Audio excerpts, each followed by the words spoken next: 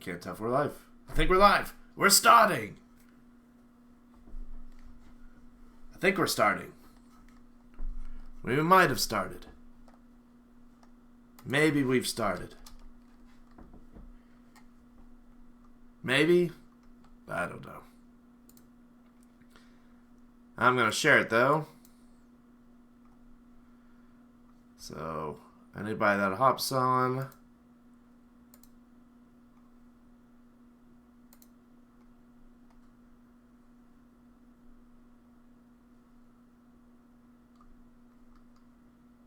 Let's see if I do that.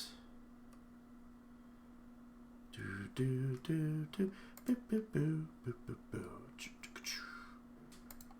then I think I could share to Rock Online. Do I want to do that?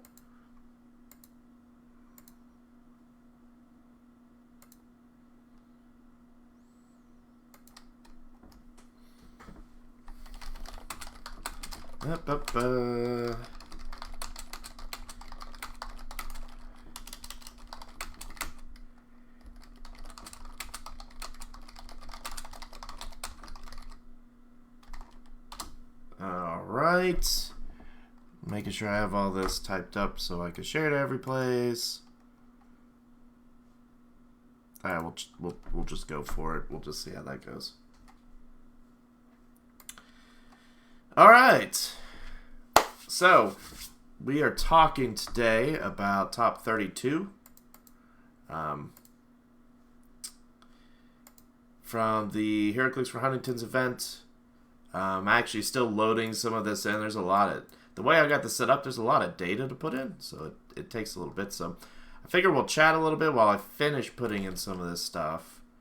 I've just got a couple more of the top 32 to put in. But I definitely want to talk about everything that happened. And I forgot to lock the door. Hold on a second.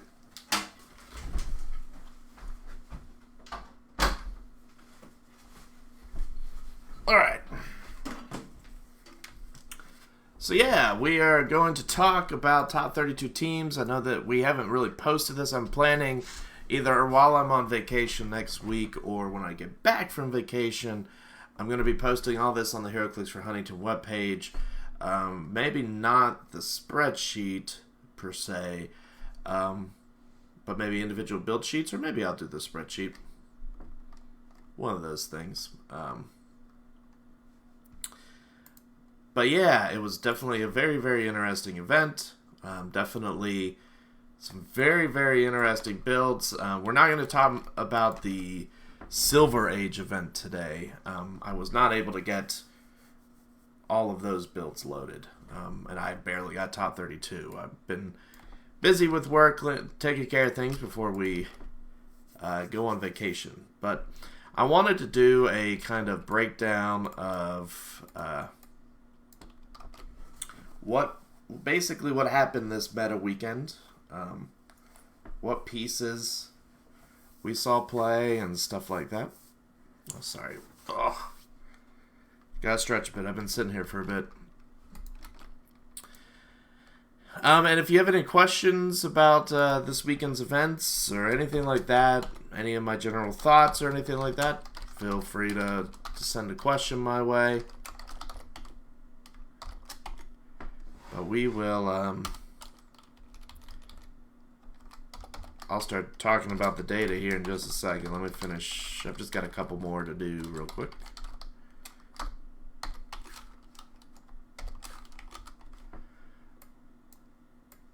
But Wonder Woman definitely probably made a, well, not probably, definitely made a huge splash in the event this week, and I cannot tell you how many, well, I can tell you here in just a minute, how many Sky Tyrants, Scarabs, Commissioners, Gigantas, Wonder Womans, I had to copy and paste that so many times.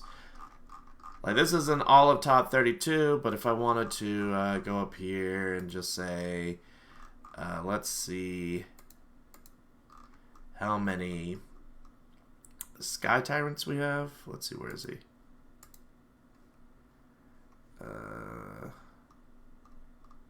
Wait, why is it showing it like that? That's not how I want it.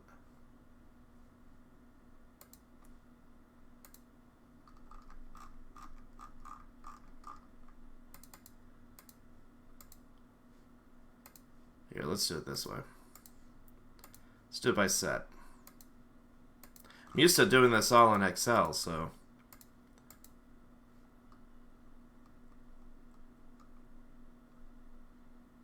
Yeah, I guess it goes to a certain point and then it just gives up.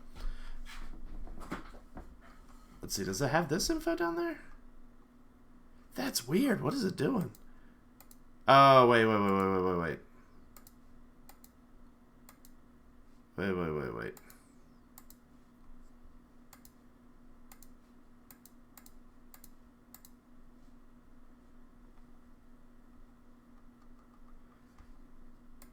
Let's get this up there so we can see everything. And then I should be able to just clear that, choose Sky Tyrant. Oh, I've got to change my filter. I see what I gotta do.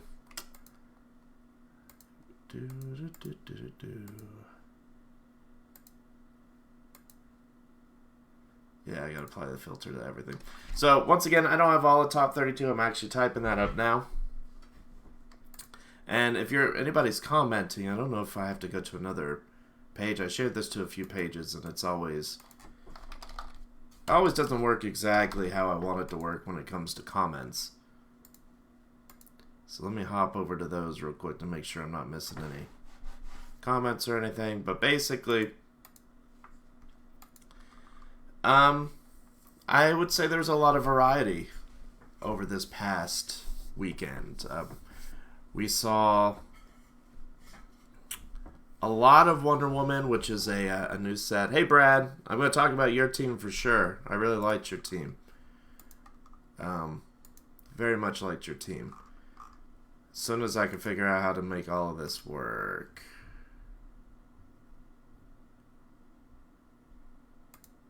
I think I just got to do it like that. I think that solves my problem. So let's see. Let's see if this solves my problem. I can see how many Sky Tyrants. Because I would say Sky Tyrant was the star of the show. Yeah, there we go. And once again, this isn't all of top 32. I'm going to start adding more of top 32 in here. But basically 7 Sky Tyrants, and these are all different teams. Nobody played more than one Sky Tyrant, which he's not unique. I think he could play more than one. But no one played more than one Sky Tyrant. But still, out of top 32 to have 7 of them play the same figure, that's a pretty good that's pretty good right there. Was there any other X-Men teams? There were some other, not pure X-Men like yours. Yours, not X-Men themed, I will say. There were, I think Isaac played Maggot on his team. And sorry if this is hard to read. It makes sense to me, and it'll make more sense when I organize it. Not Isaac. It was, I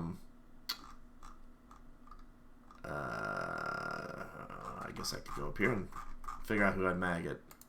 You weren't the only Maggot player, I'll say that. There was another person playing Maggot. But you were definitely the only X-Men team. Oh, there's 2 others. David Masher and Patrick Frazier. Pat was playing the more Adams, Mike Ron, like Alpha Strike team, whereas yours was more of a mixture of Alpha Strike, Retal, and Krakoa Revival. So, David's team, if we want to just go to David's team, his was Animal. So his wasn't X-Men, his was Animal based. So still a Alpha Strike type team, because he used Chip and then he used Spider Hammer Eye to get off that free attack, and High Evolutionary to give more Theme Team props and all of that stuff. But Yours was the only X-Men team. But once again, I'm not actually done with all the top 32, so let me make sure I didn't miss anything. And here.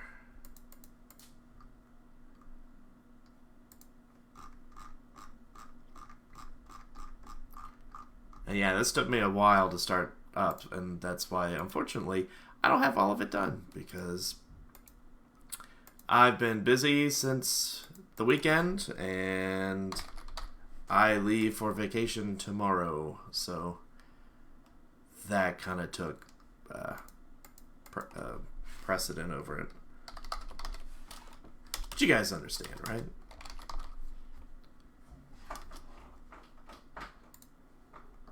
Let's see.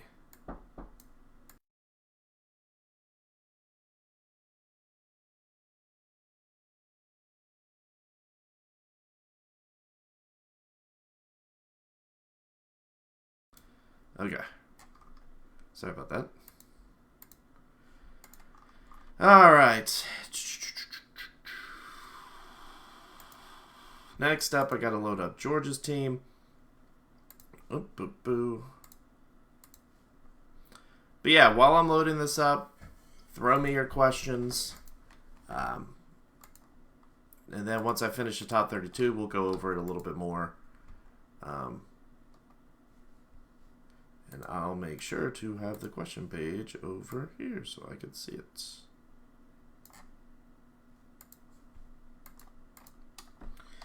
Overall thoughts about the tournament. I've mentioned this on, we recorded an episode of the Clickstop podcast, so I mentioned it on there, but I'll mention it here as well.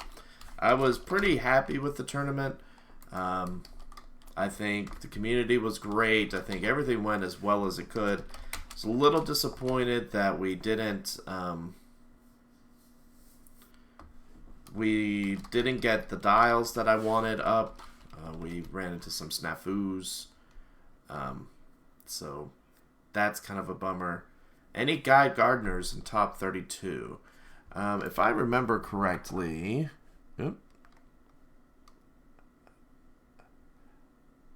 Pretty sure Crampton was the only one that was playing Guy Gardner.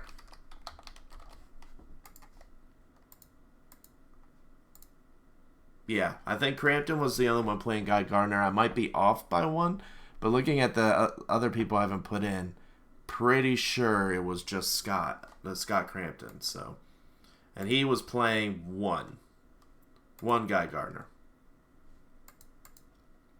Oh no, that was the Family's Everything event. Just kidding. What was he playing for Sunday?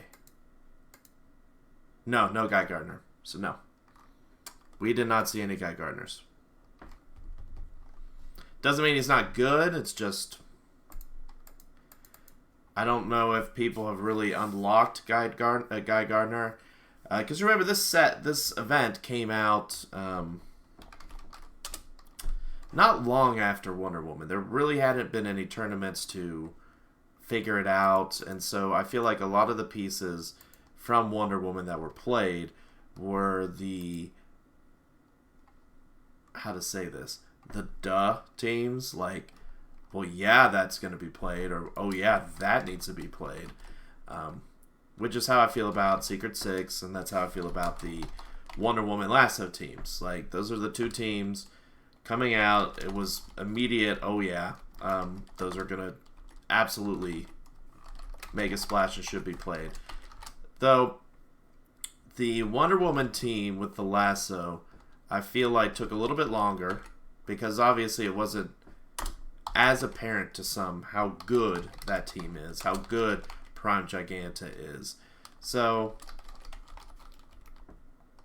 I don't think Guy Gardner's bad. I think he's not really solved for, and he may not be good enough, but I think he has room in an Alpha Strike team. It's just a lot of your Alpha Strike teams currently, outside of the mishmash, can't afford to drop the points for that. Because, you know, Atom, Micron, they give so much, not outside of just a free attack. They also give the outwits, the empowers. So I'd be interested to see a team that utilizes it better, I guess, is what I'm trying to say. I can't say I was surprised that I didn't see any Guy Gardners. I will say that. But there was one, at least one, in the Silver Age event. You haven't missed much, Tyler. I am trying to finish up top 32. I got a little busy packing for vacation that I didn't finish this. I only have a couple more to do, so it's not really that big of a deal. But yeah, takeaways from the event. I wish we had had the dials. That would have made everything go way faster. It was a golden dream of what I wanted to do. And we will do that for any future, well, I won't say any, but long-range future. We will definitely do that. We will definitely have those dials in there. And have it kind of like if anybody played it in any of our Battle Royales. I will, it'll be very similar to that, where you don't have to be a GM. You don't have to go through the hassle of loading your teams or any of that. Everything will be up there for you to just pull the figures out onto the field. It worked great when it worked. So that's the downside. As far as, let's see. After I finish this team, we'll talk about the top. We'll start at the top and go our way down about the different teams out there. I don't know how I'm labeling these location bonuses. I'm putting location bonus, but Tyler, by far, I mean, outside of the obvious, right? The most used element, obviously, is the trouble alerts. By far. Like, it's not even funny. Every single team has a Brainiac on it. Every single team has a Black Vulcan. So if you want to exclude those, because I would, they just, it's so far ahead of anything else. Like, look, I don't even have to scroll up, like, at all to find where I could copy and paste this stuff. Like, oh, Lex Luthor right here. And then if I want to scroll up, Brainiacs. If I want to scroll up, Batman, Brainiacs up here. It's like, it is no contest. Now, Green Arrow was one that I've only seen a couple, so that's a little harder for me to find. I might just have to type that one out. But as far as other elements, I don't know. We'll look here in just a second. Let me finish this one, and I'll leave that blank because I don't remember what Green Arrow was. Well, look, I have a sneaky suspicion. I don't think it's Secret 6, because there were some Scarabs, but you played multiple Scarabs, so that might have weighed in its favor. There were Dark Phoenixes, but not a ton. Here, let's look. Let me finish this real quick. Whoop, whoop, whoop.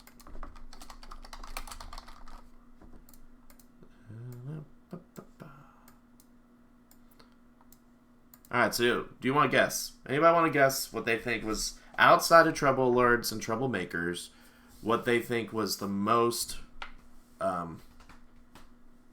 thank you, Jay.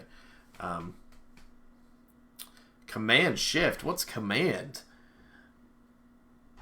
I don't have a Command on this PC. I'm just playing. I'm totally playing. Yeah, I could hit this and it'll...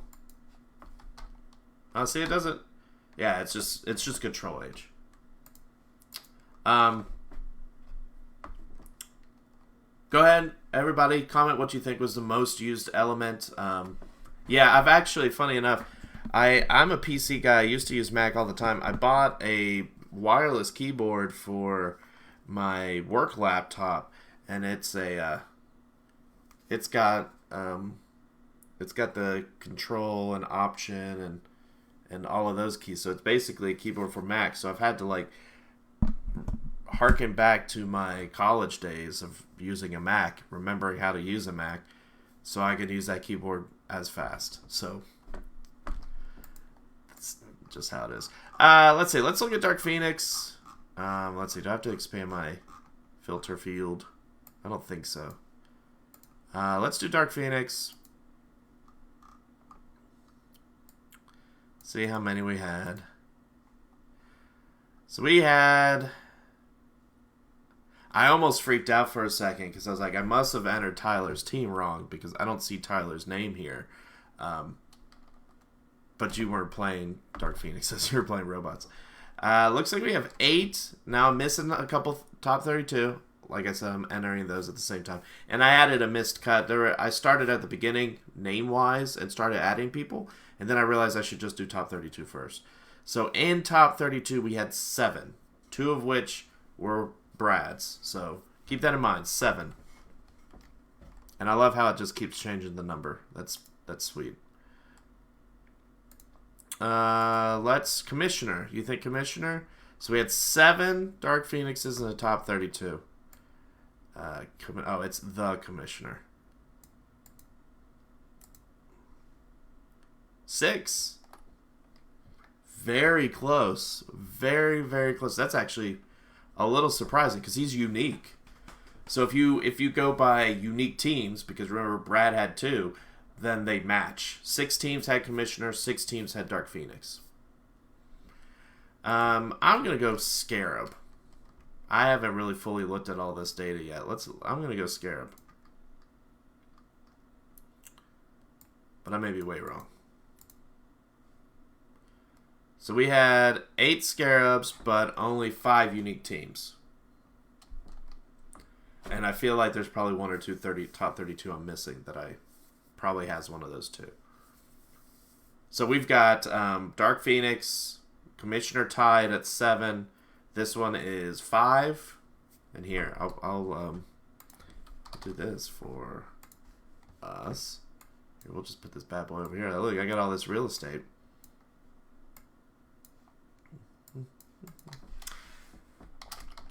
Dark Phoenix, we had 7. Commissioner, we had about the same, right?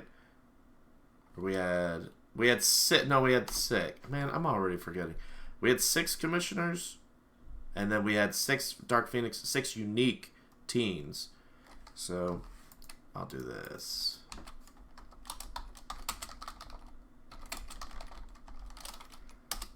Scarab, we had 8 Scarabs. And I know I could go into Excel and organize this. But this is just easier for me. So 5 teams for Scarab. What's another big popular one, do you think? Flash? Alright. Someone said Flash.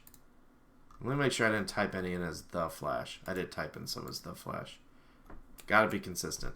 Yeah, see, I have 7 as 78. So yeah, Flash. That might be a little cheating, but so if we don't include the 68s, we've got, and we don't include Brian here. So let's take out all of our missed cuts. Sorry, Brian. We've got 1, 2, 3, 4, 5, 6, 7. So 7 unique teams for Flash. Now we have a lot more Flashes. We have what? 15? 15 Flashes on 8 unique teams. That's pretty interesting. But it's cheap. I mean, anybody looking at Flash knew his capabilities. Flash is popular on... He's popular on your Wonder Woman teams. Like, he's a must on your Lasso teams. He's just good in general as a charger and a TK piece. We knew George and Matt and Adam were going to play it, so that might be cheating a little bit because we knew the people who made the figure, they were all going to play it. So, I mean, now what is interesting is you only have one person play one of them.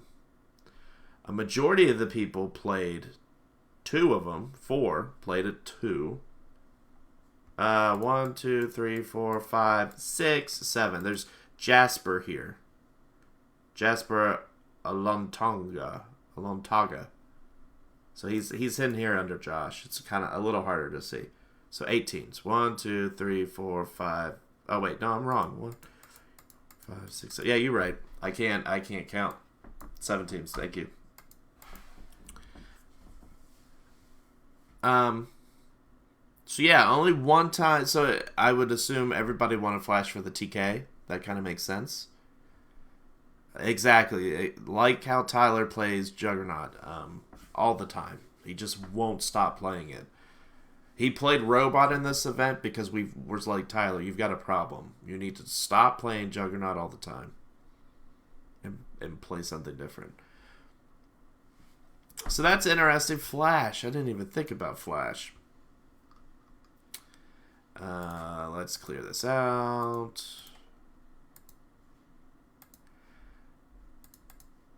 Let's see. What are some other figures? Maybe Wonder Woman? Yeah, let's look up Wonder Woman. After we look up Wonder Woman, I'm going to load another person because I want to make sure. Oh, yeah, this Wonder Woman thing isn't going to work. No, not nearly as many Wonder Womans as I thought. Common Wonder Woman, we only had 3. 3 Wonder Women. So. Shay's Trouble Alert Wonder Woman was played significantly more than anything else. The Wonder Woman.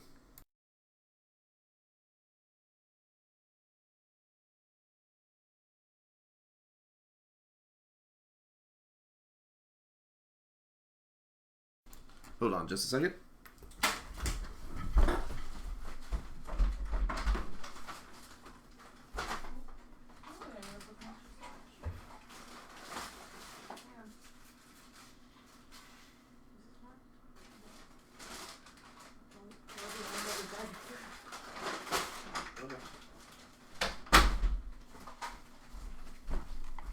All right. Sorry. Wife grabbed me some Herbies. All right. Yeah, Commissioner was on 16. Sorry, you can't really see it up here. It's a little hard to see. He was on 16s because he's unique. So there's no unique teams with him. He is only one on every team.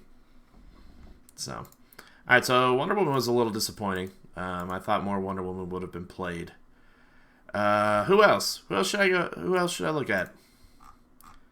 Oh, I said I was going to load another team real quick. Hold on. Let's see. Who do I not have in here? I have Alyssa, Matt Ventura, Emilio. I don't have Emilio in here.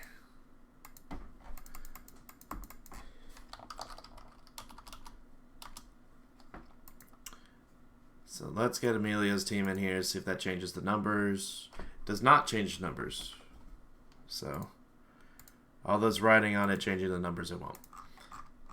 Not yet, but I will go ahead and type this in. Take a few more questions while I do this. But one team I was very surprised did as well as it did was Michael Holloway. I don't know if Michael Holloway's here. He made top 32 with a null team. Unless he like switched his team out with me not knowing. I'm pretty sure he made top 32 with a null team. Which is pretty I'm surprised. Just plain out surprised. It was this team up here. Null Super Rare at 250. So he played full Null. Storm Prime. 2 Moloids. He has the all black, the sword, Necker sword or whatever. And then he has like Variant Village he pays for. So. Most used equipment. Ooh, that's a good question. Give me just a second. Let me type this in real quick.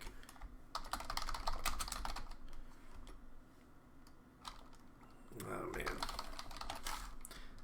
He has ones I haven't done before.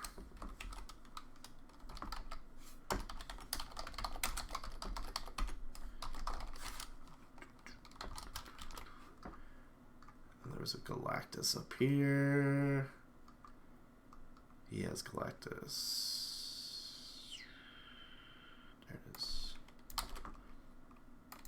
I'm willing to bet also, Tyler, that you're right. I don't think reality. I think power gem, and no, I think you might be right. I think those probably are. Well, you've got lasso.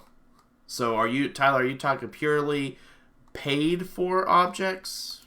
Like, is that what you're talking about? Because that might change the answer. We will look at both. Let me just put all these Black Widows in. I was also surprised how many Black Widows we had. I mean, I was pleasantly surprised how many Black Widows we had. Paid for. Okay. Now, you can argue. You can argue that they paid for it in their point cost of the figure. No, I'm just playing. Yeah, that's something we could look at. I'm actually happy someone played Shifty Focus Black Widow. Shifty Focus Black Widow is awesome. Ooh, I wonder how the free comic book day one, because doesn't the free comic book day one have like a free ink cap also? Feel like it does. Or is that later in the dial? Ink cap is free, but it's on click too. Ah, lame. I was gonna say she'd be cool to play with like the Wonder Woman team, like just non-stop ink capping. But oh well. Sit tight, Tyler. I'm gonna get to it. Let me just. I like finishing out things.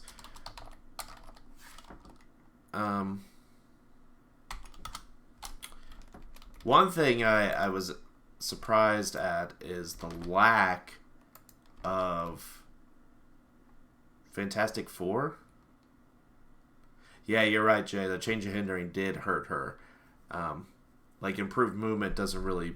Like, stopping improved movement. Woohoo.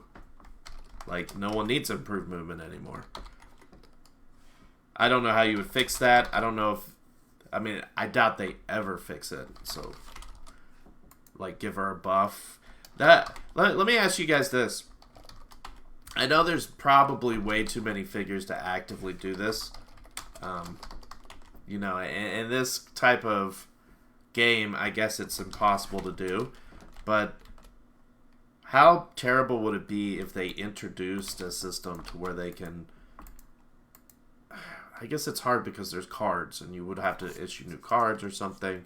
But if they issued erratas purely for the point of buffing figures, like we always hear about, oh, this figure's too strong, let's watch list it.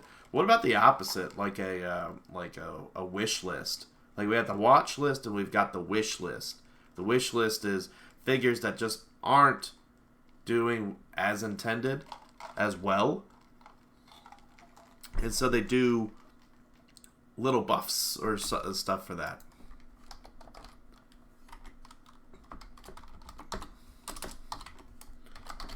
Reason I wanted to finish this Tyler is because he had some equipment pieces on here, namely the Space Gem. That's how you hope they would have used legacy cards. I'm perfectly okay with how they use legacy cards. I think the way they're doing it now makes sense. It could bring figures back. It's cheap for them because they don't have to worry about making figures at all. They literally just print a card and they've already made it. I do... Oop, that doesn't go there. I do wish, though, that they would come out at some point. It's never going to happen, but they would come out at some point and... re-release some of the figures, because it's very much not new player friendly, and luckily right now we haven't had any that were really really meta breaking. We haven't had any of those, thank goodness. She-Hulk is kind of close. Some of the others, they did buff some. I mean, not a ton, not as much as people wanted, but maybe that's the point. Maybe they didn't want to buff too much because they don't want they don't necessarily want the legacy figures to be so buff, I guess. I don't know. I don't know what I'm trying to say. Like, they don't want it to be meta to where everyone's rushing out to buy stuff. Now, we did have one legacy character played, and unfortunately it was played, and I okayed it, and it was okay, but it wasn't, the interaction didn't work as intended. I ruled that it would, so it was fine for the tournament, but I can go into that later. Tyler, I'll get to you in a second. Let's do equipment first. That was your first question. Equipment. Okay.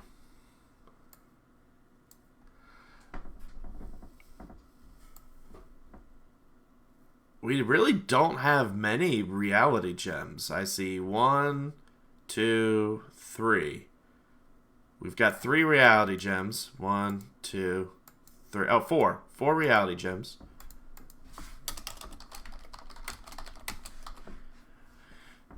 Spin ring. 1, 2. 2. Really? 2? I know I put equipment for everything, so... Yeah, only 2 spin rings. You were one of them. Power gem. 1, 2... 3. So 3 power gems. Emotional modifier. Whoop, that did that. 1, 2, 3. 3 emotional modifiers. That's interesting.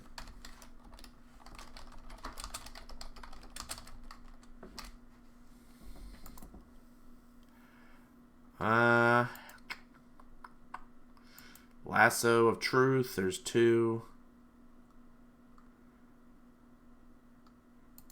I think that's it. So I think reality did come in first with 4. I don't really see a lot of other objects. Yeah, exactly, Jay. That's what I was exactly about to say. Scarab may have scared off some people playing certain things. And it may be that we had enough Scarab players that it just... Remember, this is only top 32, so this isn't the whole tournament. I'll be releasing the info on the whole tournament, numbers-wise. But top 32, out of 32 teams, there was 4 reality gems. I mean, that's not bad. That's an eighth of the field. That's not bad. I see 2 Venom symbiotes, 3 Venom symbiotes. No Carnage symbiotes. That's kind of surprising. I felt for a while that Carnage symbiote supplanted Venom symbiote just because of the KO part and the fact that the automatically breakaway doesn't really matter as much now because breaking away is a little different. I guess it's harder to break away in certain instances, so maybe that's why it's better. Like Octopus Arms, you had the 2 people who played the same team, so... And same with Venom symbiote. Keep in mind, Connor played, I think, almost the same team as Dustin. So, and the other one was Matt Esbrook. So those are your 3 Venom symbiotes.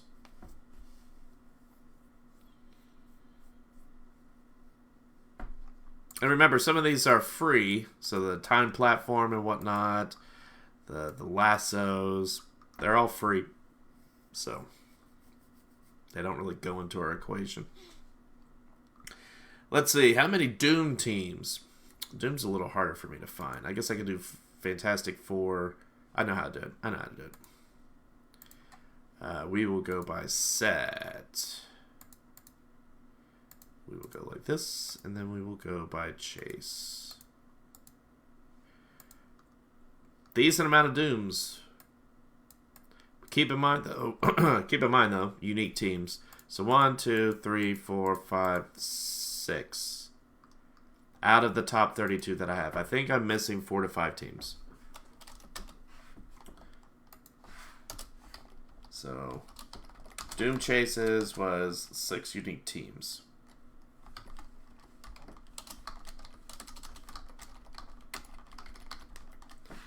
And there's really only 1 in the top 16. Like, 1 through 16 is done. So, I'm only missing some top 32.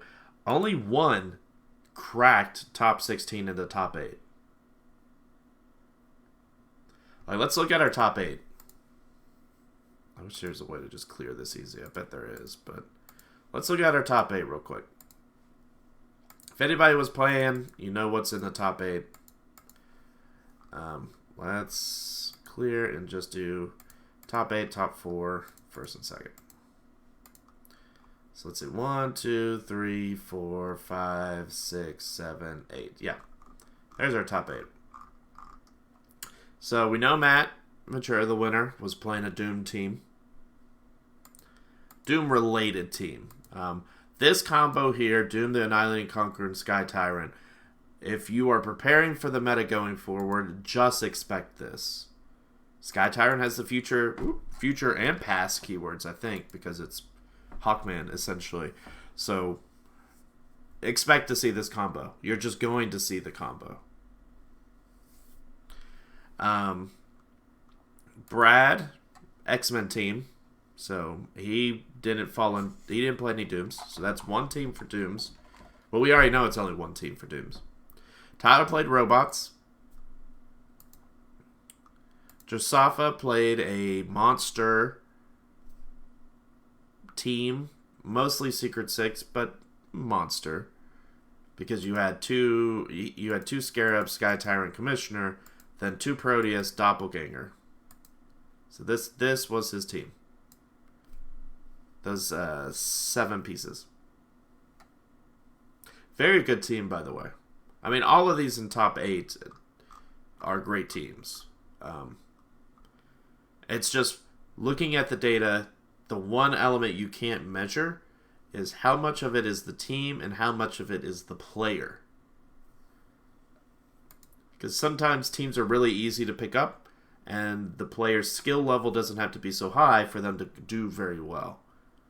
Sometimes players play so-so teams, but their skill is able to elevate it to a much higher level. For example, in the Silver Age event, PJ's team. He played a family-oriented Inhumans themed team. He mentioned it. You can ask him. He did not think he was going to get nearly as far as he got. Why did he get as far as he got? Part of it luck, but the rest of it is because PJ's a very good player. So, that's the one element you can't assess when you're doing an analysis, because like Tyler's team has a history of winning, the team-wise, because PJ, I think, won. Yeah, PJ won with it up in Columbus, or was very close to winning. I can't remember. Tyler, very, very good player. So this combo makes sense why he was in top 4. Even though he messed up a few times because he forgot about poison. Brad's team. Let's talk about Brad's team. I think this is good because Clickstuff is recording sometime soon about meta, and I'm not going to be able to make it because I'm going on vacation. So I want to talk about Brad's team, because Brad's team, I think, was one of the more interesting ones from the tournament for me. And the reason being is because he used pieces no one else was using. Like, sure, Maggot, people were using. Bishop, sure. But he was really trying to push Krakoa and Revival, but the Alpha X-Men team. So hats off to Brad, because this is a very unique team. If we were doing unique modern teams as a fellowship, I think Brad would be one of the top ones. Maybe next to Null, the guy who was playing Null. Brad's team is, I would say, a little ballsy, if that makes sense. Like, it's you have to play it very efficiently, because you do give up points. Like, one thing I noticed in Brad's games, and I watched his top match, top 4 match, I think those 2 games I watched. His team is great, deals a lot of damage, gets around a lot of things, retails with Dark Phoenix. Obviously, he did very, very well with it. It's a very strong team. The only downside I could see to the team is that your opponent, for the most part, unless they just get wiped, are always going to have an option to come back, because Krakoa and Revival just starts building up and building up. I know in his game versus Josafa, he won the game, but the point total wasn't that far off, because Krakoan revived, I think, twice, a bishop and a maggot. And so that's 90 points plus 30 more. So that adds up because of all the little bystanders. So it is very much a high risk, high reward team, is how I would how I would say his team. You could do exceptionally well with the team, but this is not a net deck or a team you could just be like, oh, Brad's playing X-Men, I'll play X-Men, that's cool, and then sit down at a tournament just with like not having practiced at all and say, yeah, I'm going to win with this team. Probably not going to happen. I assume Brad practiced a lot. He played in the Tulsa event, did really well. Played in this event, did really well. I assume he practiced a lot. It is not a team that you can... it's not a team you can just pick up and play and just go. I feel like I feel like Sky Tyrant falls into that category, though. Into the category of easy to pick up and play. Sure. Nuances with it. Being able to know when to attack, when to go away. But I saw so many Sky Tyrants die. Like, I'm sorry, I keep looking over here. I forget the camera's over here. Considering how much he was hyped about not dying, because he keeps getting those resurrection tokens or whatever, I saw a lot of them die. Like, outside of Tyler's match against Ed, I think, Sky Tyrant die almost every single game. And I didn't watch every top 32 game, but I feel like I saw Sky Tyrant die a lot. And it slows down your opponent down because they have to think about Pogs they haven't practiced with. But the danger side, though, with the Pogs of Krakoa Revivals, they're so good. Like, you have to, revive Bishop to keep Shard alive. Well, now they could pick a barrier Pog. Or they could put down a Flurry Blades Pog. Like, those Pogs are really, really good, so it's risky because you're giving up a lot of points and you're giving them favorable Pogs. Now, those Pogs might be good for Dark Phoenixes to come in and attack. I get that.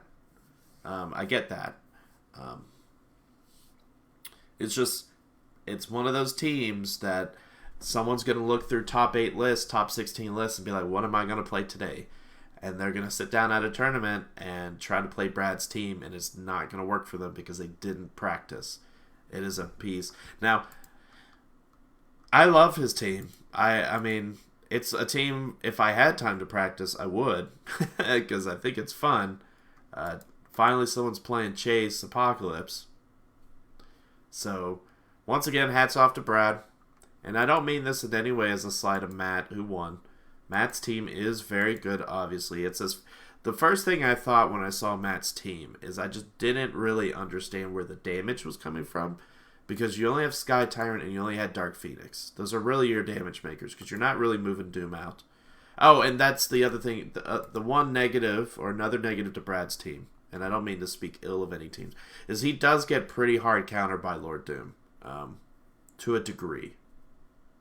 If the team...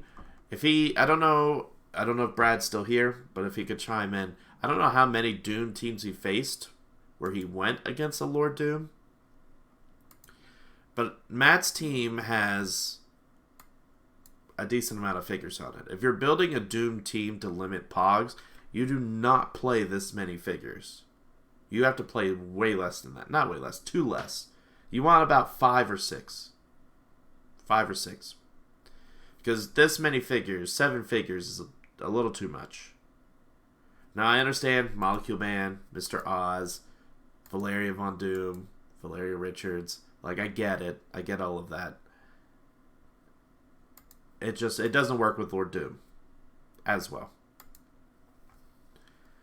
Outside of top 2, let's talk some other teams. So Tyler's robot team, it's PJ obviously was the one to build it. I don't know if Tyler made a lot of changes to it. It's a team that's going to radically change once some of these Con LEs come out, because Master Mold would instantly make the list. The Voltron JLU figure, Volcus Dominus, whatever his name is, Abominus, he would probably make the team. Miguel, is God Doom still relevant? We'll look at that in just a second. But it's a great team. I just find it incredibly ironic that he played this team at all, because the team doesn't feel aggressive enough, because you do so little damage because you're relying on Danger Room figures. And sure, you got Superman. You've got the little punchy Superman that does like 3 or 4 damage. But most of your damage is coming from these 3. So he did well with it because Tyler's a great player and it's a good team. So it's just interesting. I found it interesting. Miguel, you asked me about God Emperor Doom. There was a God Emperor Doom that made top 32. I believe it was George. Yeah, George played God Emperor Doom. He played God Emperor Doom, this 21-point Doom. From the other set. Oh, yeah, this Doom. Yeah, this Doom for 45. Which he did not play the, he didn't play the thingy for the Dooms. I don't think he did, at least. I'll have to go back and look. Which I'll look now.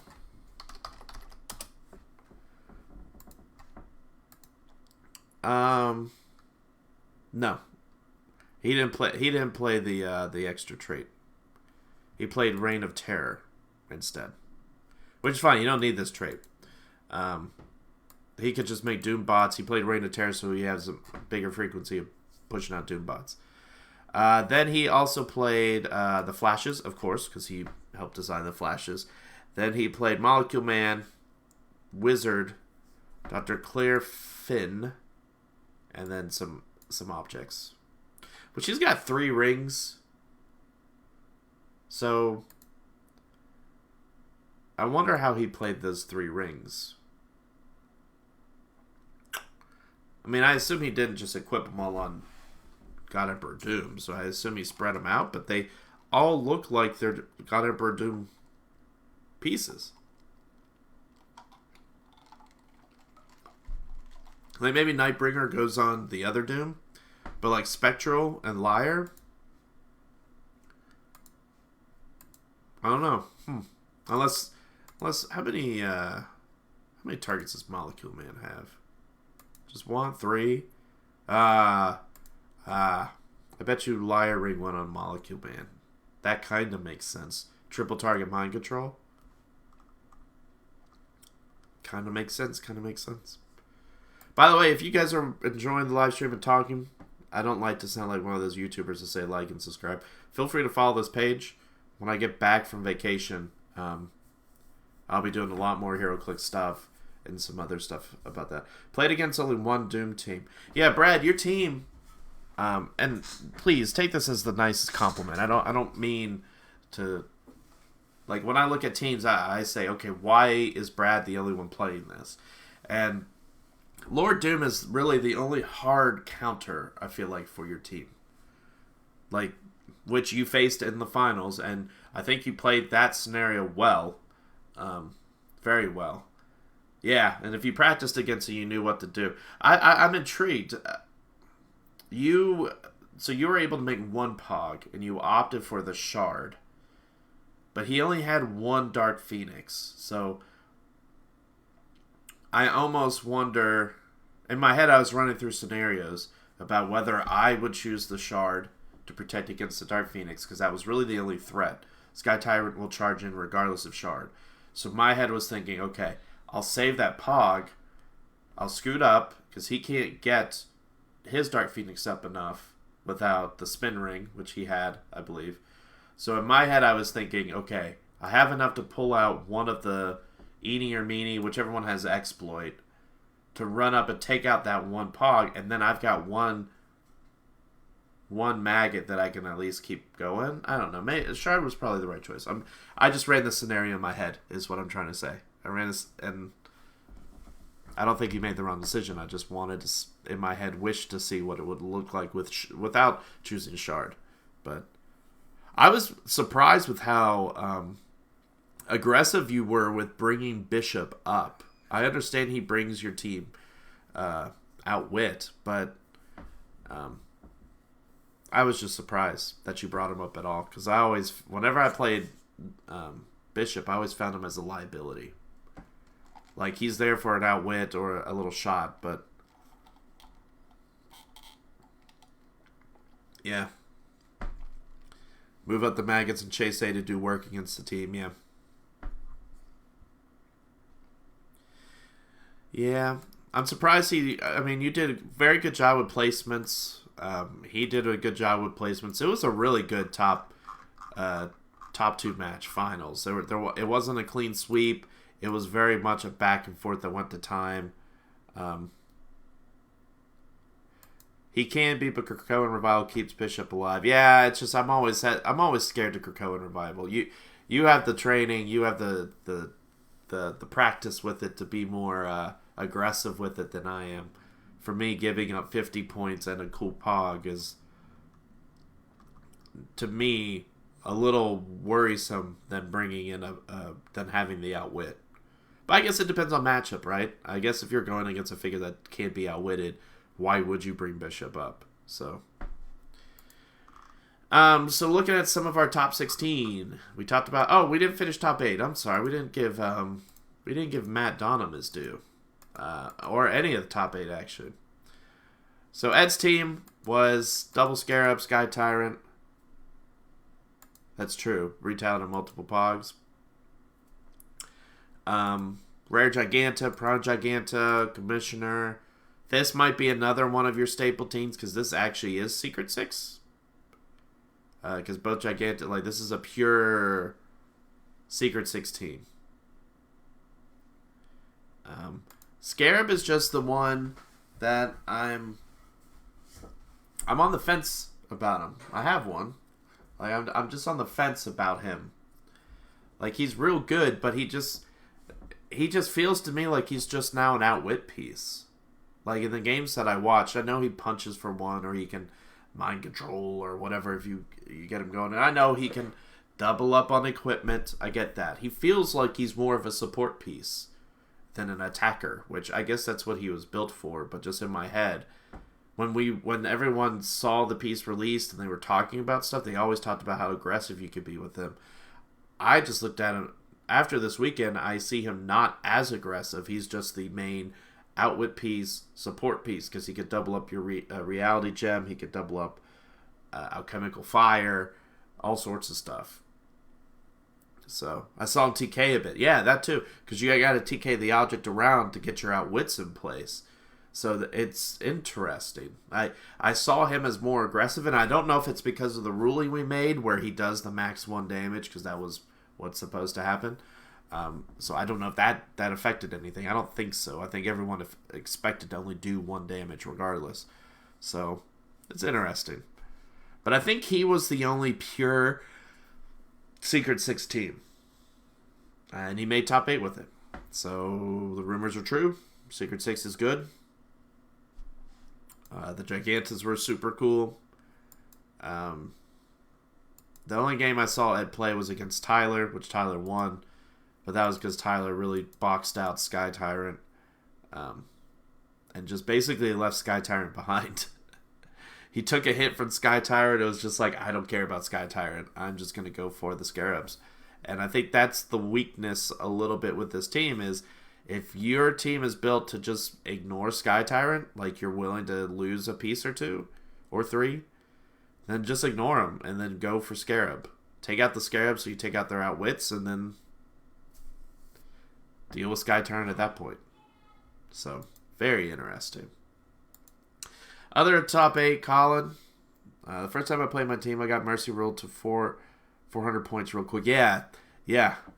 And that would be my fear, because it only takes 2 Krakoan Revivals to get generally over 100 points, like 120 points.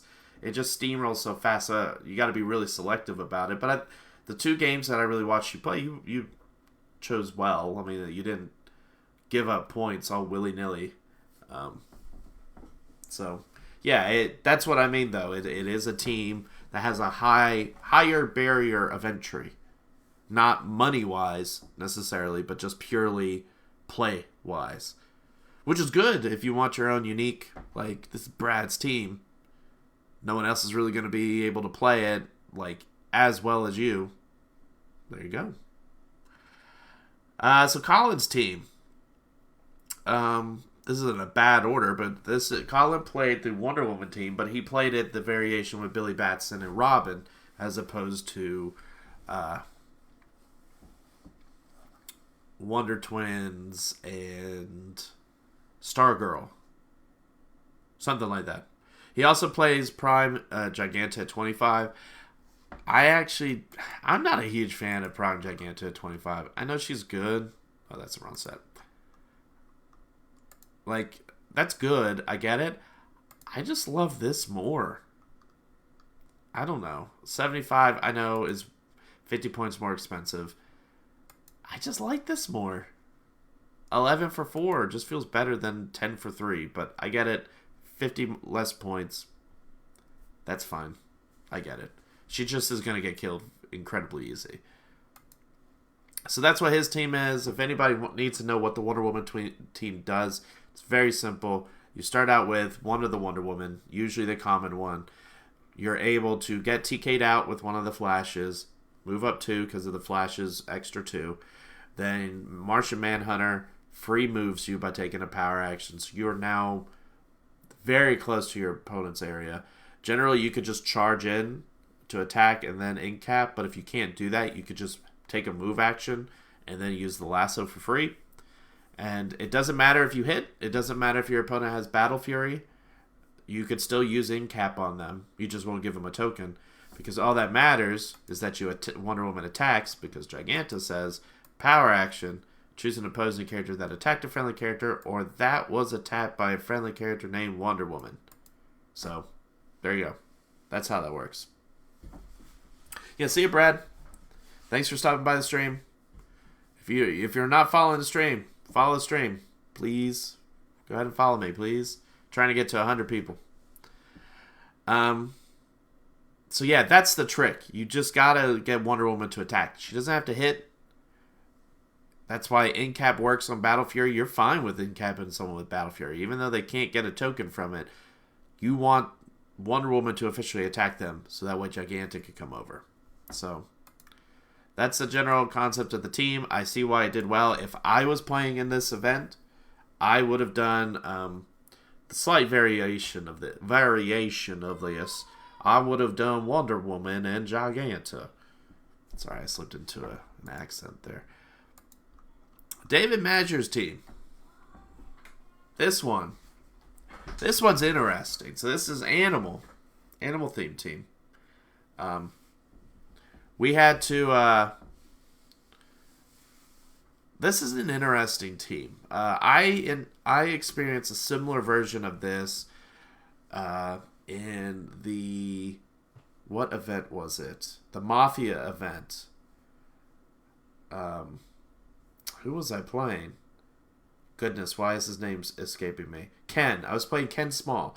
He is playing a variation of this team. This was before Wonder Woman 80 came out, so you didn't have Chip. But he was playing Spider Hammer Eye, Maggot. He was playing Red Ghost, and then he used Lockjaw as his taxi at the time. And guys, don't be sleeping on Animal. Maggot is very good. We can see that from Brad's team. We can see that from David's team. Maggot is a very good super rare. Very, very good piece. Chip makes it even better because he's a great taxi. He could pop out the thing to give ESD. He's amazing. Ultra Humanite. Okay. That's all I'll say about that. Spider Hammer Eye. It's amazing. For those that don't remember what Spider Hammer Eye does. He gets a free attack off, basically. You get to choose a keyword, I think. At the beginning of the game, choose an opposing character or team ability. Free, make a close attack, but only to target the chosen character or character using the chosen team ability. So, he generally will get a free attack off just by being carried over, and then he'll go do Spider Hammer Eye things. So it is very much a alpha strike while your Wendigos slowly come forward. He did play Gorilla Grodd, so I guess he was playing for a lot of theme fluff. But yeah, I mean, team's legit. The only ones are Ultra Humanite. I get it, Animal doesn't have a ton of options. So I can see why he had to go with Ultra Humanite. Ultra Humanite's still good. I don't know what I would do otherwise. Maybe more Wendigos? Maybe. Yeah, I mean, there's not a ton of options. So yeah, maybe Ultra Humanite's the play there. Maybe first, you're not going to be TKing, so it's probably just for that long range mind control through things, because mind control is really good right now. So that's David's team. I unfortunately didn't get to see him play. So you got High Evolutionary, the prime one. Did he play him at? Yeah, he played him at 20. So defend with the chip, bringing in the stoplight or whatever it's called, spotlight or whatever gives ESD. So 20 from range for everybody. That's pretty legit. Pretty legit. And he's got the perplex and all of that stuff. Solid team. Once again, and keep in mind, my opinion on all this is my own opinion. It's nothing to say anything about the player. The team looks pretty solid. I wonder if it's mostly he did so well because he is a good player. This team doesn't scream out top of the meta, but Maggot's real good. I could be wrong. I mean, top 8 in this very high competitive tournament. And last but not least, let's talk about Matt Donham's team. At least in top 8. His team was weird. Absolute Carnage. Let's look at Absolute Carnage. I think this is the first time Absolute Carnage has made the big screen, if you will. Charge, Blades, Perplex, starts with the Carnage Symbiote. Only 5 clicks, but he's got the Carnage Symbiote. Flurry, Giant Reach 3. When he KOs an opposing character of 25 points or more, you may generate a Carnage minion. Once per turn when Carnage Symbiote hits, after resolutions deal 1 penetrating up to 2 opposing characters that weren't hit but are adjacent to the hit character. That's pretty big. I like that. 60 points. The problem with this is I don't know. Am I the only one that's concerned about how frail this guy is? I mean, he made top 8. So it's hard to fault any of this, but it's one of those Absolute Carnage. He's gonna have shape change. We get that. 17. He's got Onslaught to protect him. He's got Doppelganger, so maybe you can't go for Absolute Carnage because you have Onslaught and Doppelganger there and the Wendigos. So it's just so much force that you just can't handle it. I assume he brings up the Absolute Carnage and Doppelganger because neither of them have Battle Fury. Bring him up with the Wendigos. Onslaught comes forward, so your whole team is up in your face, and they really have to decide who they're going to attack because they'll probably go for Doppelganger.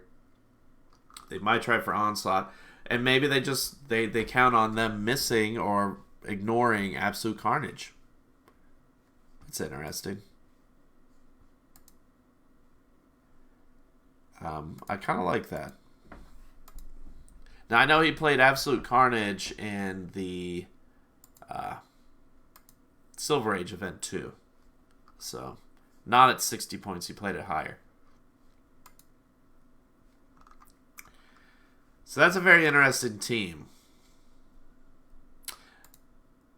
You know, a lot of people have been hyping up Onslaught. How do we feel about Onslaught?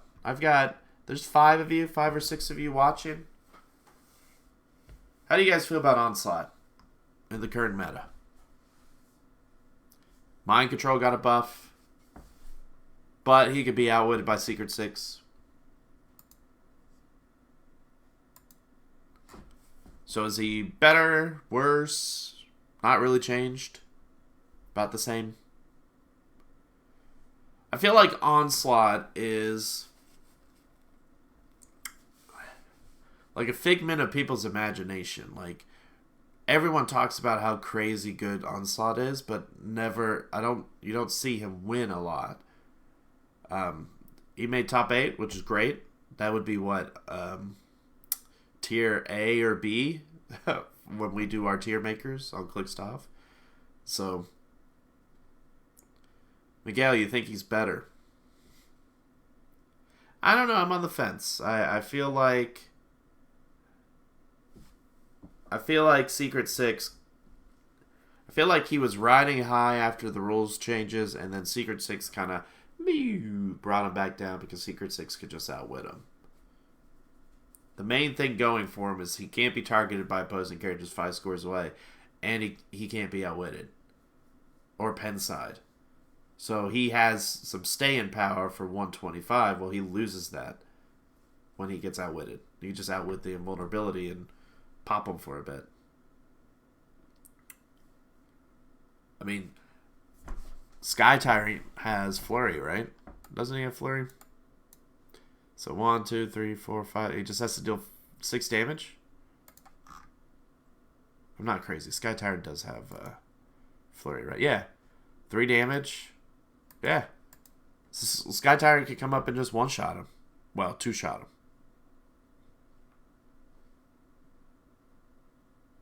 You've got your 2 Scarabs. You can get them in position. Now, I guess they can't be outwitted from the Scarabs from far away. Is that how that works? Is it just targeted by attacks or just targeted in general?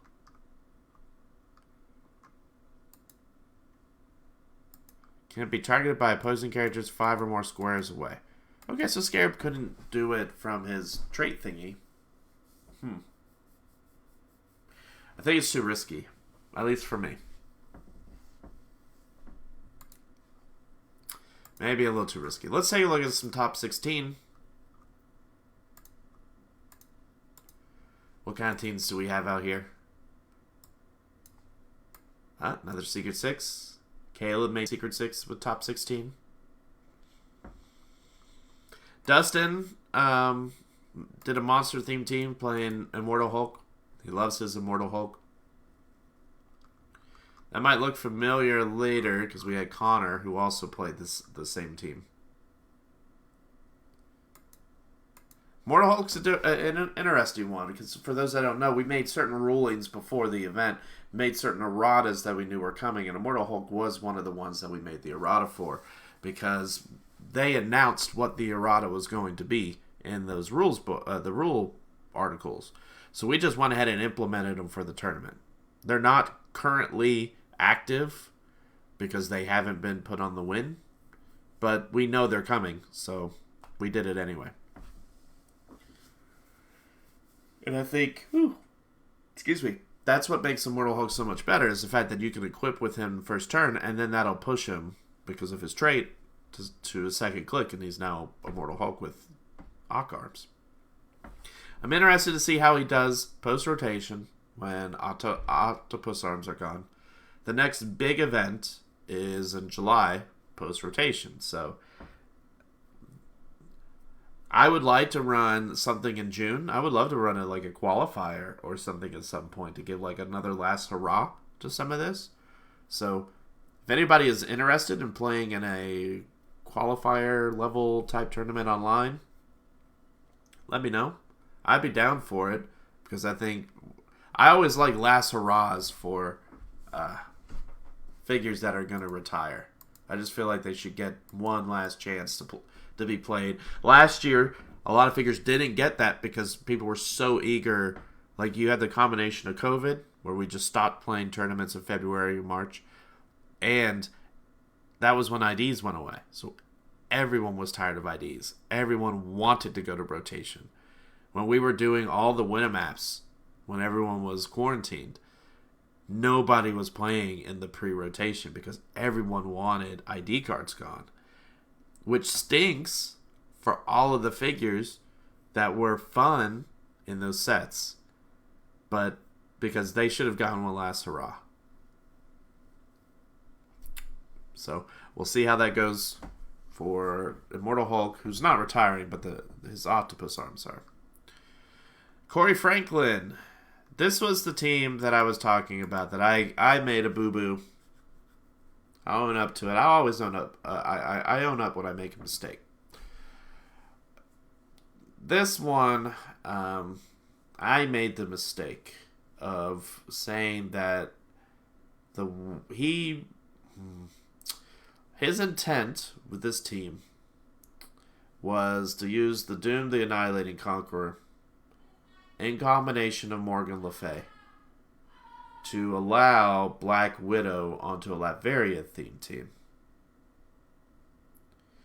which works for theme team purposes, but it does not work for Latverian Village purposes.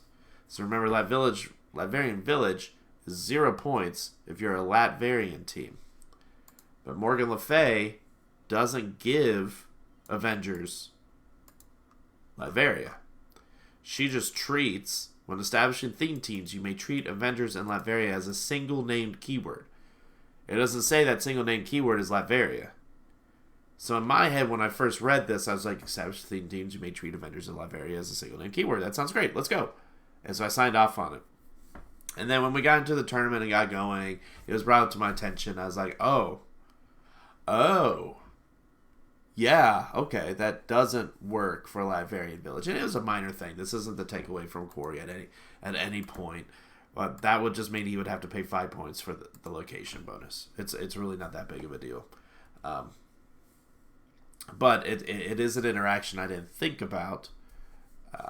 So either way, I love that he's playing Morgan Le Fay. I love that he's trying to play. I'm surprised he's playing this Widow. I guess that's because Chase Widow doesn't really work as well without... No, just on a theme team. You know, okay. That's something I'm surprised we didn't see, and I keep hitting the camera. It's attached to my desk, so sorry. That's something I'm surprised we didn't see very much about. Like, why haven't we seen a lot of Morgan Le Fay, Black Widow, Doom teams? Like, I know she got the errata that makes her a little bit worse, but she's still really good. Like, she's still really good. She shuts down everything. I mean, she still stops a lot of teams. I mean, let's look at some of these key pieces we have up here. Like, she stops Dark Phoenix from retallying, if you wanted to do that. If she got in the position to do anything to Commissioner, I mean, she's probably just going to pop Commissioner. Just outwit his mastermind and just pop him. Scarab. And she could turn off Scarab's powers, where he just has TK. Also means that he wouldn't get to use any of the effects of the equipment, if they were powers at least. That's pretty big. Sky Tyrant. Sort of affects Sky Tyrant. They wouldn't get their outwits. He wouldn't have Flurry Charge. Pretty good. Pretty good. Flashes. She probably doesn't affect the flashes that much. Well, I guess the charge power, she turned that off. And then she would turn off the TK. Yeah, I mean... Yeah, I don't know why she... I know people kind of soured on her because she was everywhere. And maybe this is like the Kobik effect, as I call it. The Kobik effect being that there was a time where the Trader and Kobik were just played so often that people were just tired of playing it after a while. Like, it was just overplayed. And then it got watchlisted eventually, but she never made a comeback, like, outside of a few people trying to make it work. So I feel like that's also happened to Black Widow.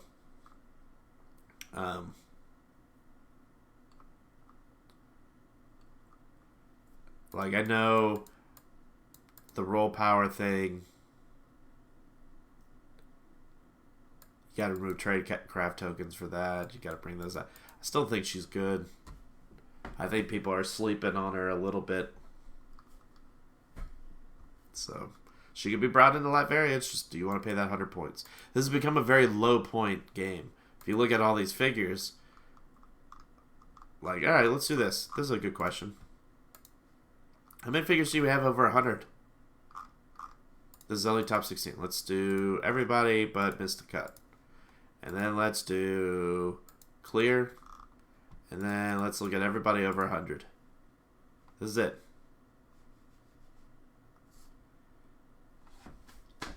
Think about that. About 28 teams, because I'm missing a few top 32 teams. No one in top 8 except Matt Donham was playing a figure over 100 points.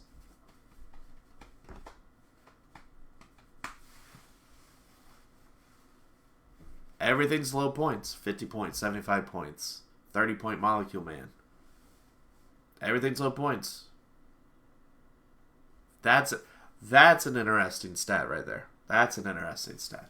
Out of your 32 teams, which we'll say 28 because I'm missing a few builds, you only have 8 figures over 100 points. And 6 of them are 100 points. So you only have 2 figures in top 32 that's actually over 100 points. You have 8 that's at 100 and plus. That's cool. This is why I like doing this data thing. Now, I'm probably going to wrap this up here in just a second. I've been going for an hour and a half almost. We'll talk next stream when I finish top 32. I'll look at the whole field. I might do this while I'm on vacation, but it might be when I get back, so next weekend. I'll go through a lot more. I'm surprised people didn't play 75-point Lantern. Well, this proves why, I think, is that nobody, like, okay, let's do the reverse. Here's all the teams. Let's clear. Let us take out zeros, because zeros are like trouble alerts and stuff. And let's take out everything above 50. Just to see what we got. Everything above 50, and I don't know why there's blanks. I mean, look at this. Look at how many figures. I can take out equipment. Let me take out equipment. There we go. So you're looking at top 32. I don't know why I did it that way. 158 pieces. At 50 and below. Out of 32 people. 32 teams. 28 teams, whatever.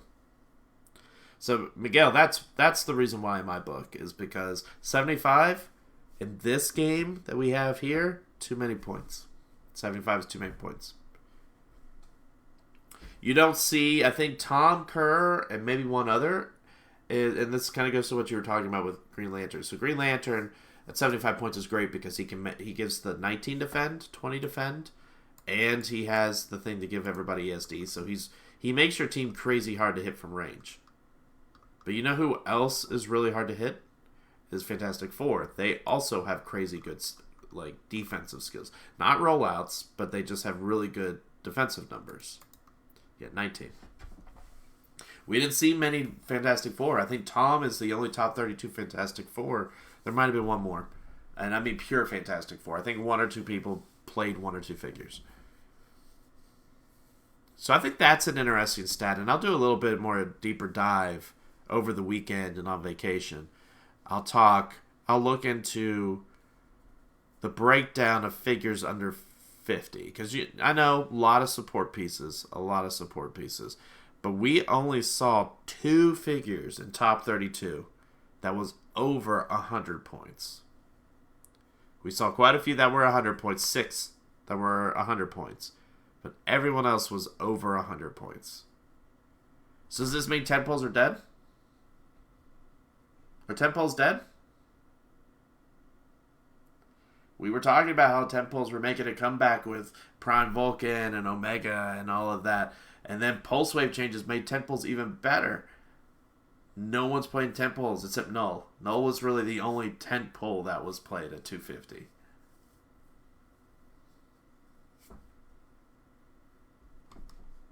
Let me look at that Null real quick before I wrap this up. 250 Null. Starts the game with the All Black, the Necro Sword. He's got Plasticity, Breakaway +3. Which, that's interesting. I wonder how that works with new rules. He's got Shape Change. He can't be outwitted, though Secret Six can outwit him. So that makes him a liability. Maybe that's it. The Secret Six just ruin tent poles. He's got Stealth, Smoke Cloud for free, but generates obscuring terrain. It's a pretty good figure. But I'm interested to see the numbers. I just got to finish top 32, and then I'll put in the other 30-plus people that didn't make the cut. Get some more accurate numbers. And then also look at Silver Age. Because, man, I could talk your guys' ear off for multiple hours about Silver Age, the family event, what went right, what went wrong. A lot of people have a lot of different opinions. I could give you my opinion as the guy who came up with the ban list on what I would change. But we'll save that for a later live stream. We'll wrap this up with that. Yeah, this blows my mind a little bit. I didn't think about how many pieces over 100 points, because 100 points is just a third of your build. Like, there's so many of these little pieces you can fit in and still do a ton. That's crazy. That's crazy. This is a low point affair, which means it's like Dark Phoenix, Sky Tyrant affair. So, anyway, I appreciate all of you guys that are watching. Thank you for checking out the live stream. Thank you for checking it out later. It'll be on the Kuzinator Facebook gaming page. I'll post it to my Facebook. I'll post it to YouTube probably right after this. I'll go ahead and post it. So it'll be on my YouTube under Kuzinator. Feel free to follow the page, like the page. I'm trying to get to 100 people so that way I don't lose my videos after 30 days, because that's a thing. So, but yeah, I'll try to open things up for questions like ahead of time so I can get some questions before we start. But I really appreciated the interaction. And I'll have a deeper dive for you guys next time. Maybe next week, probably next weekend. So Memorial Day weekend. Maybe Memorial Day. Maybe we'll do a Memorial Day to talk about Silver Age and all of that. But I am going to post these builds after Memorial Day on the Heroclix for Huntington's webpage. I'm going to try to just keep the builds up there and have it, this is what happened in 2021. So, anyway, thank you guys for watching. I will catch you guys next time.